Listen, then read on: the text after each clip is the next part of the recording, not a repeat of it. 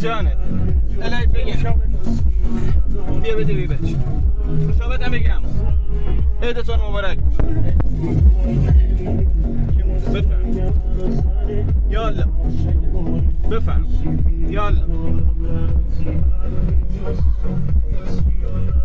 حسن داری بفهم سلامت باش سلامت باش بفرم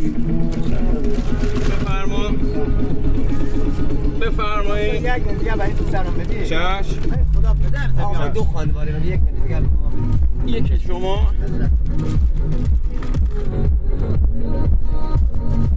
خدا قبول کنه الله نوش جان میخوام اینجا بخورم نوش جان گرسنم تموم شد گرسنم یک دونه میخوام اینجا بخورم بیا ده بخور نوش جان خدا هم باید